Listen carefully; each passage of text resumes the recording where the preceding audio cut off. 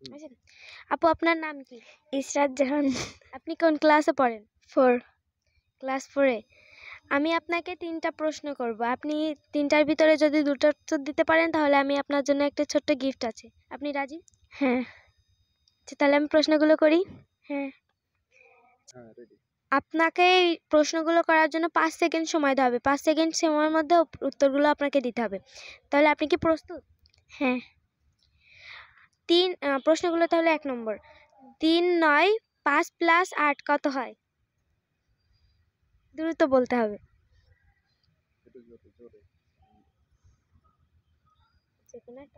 না পারলে 5 ছিল। 5 5 5 নয়।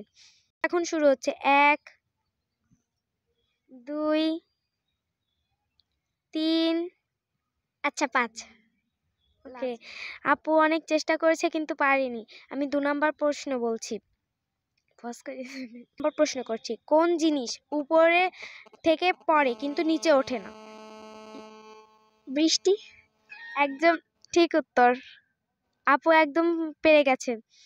আচ্ছা, এরপরে আমি আপনাকে 3 নম্বর কোশ্চেন জিজ্ঞেস করব। 3 নম্বর প্রশ্ন, কোন বিজ্ঞানীর নামের মাঝখানে উট আছে?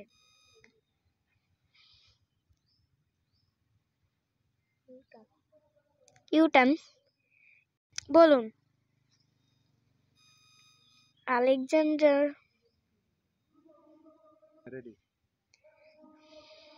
আলেকজান্ডার।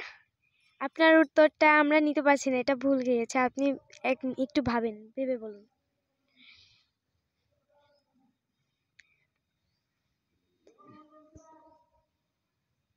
কি রোজা তাই নিউটন। আপনার উত্তরটা সঠিক হয়েছে। আপনার এই যে 3টের ভিতরে আপনি যে 2টো পারলেন, এটা পেরে আপনাকে কেমন লাগছে? খুবই ভালো, আনন্দের বিষয়। আচ্ছা, এর জন্য আপনার জন্য একটা ছোট্ট গিফট আছে। সেটা আবার বুঝলাম না, প্রশ্নের জন্য আবার গিফট কেন?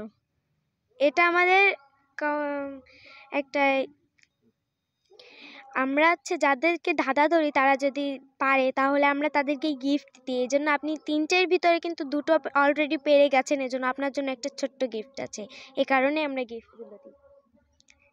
তাহলে এইসব গিফট আপনারা এই জন্য দেন? হ্যাঁ, এই জন্য।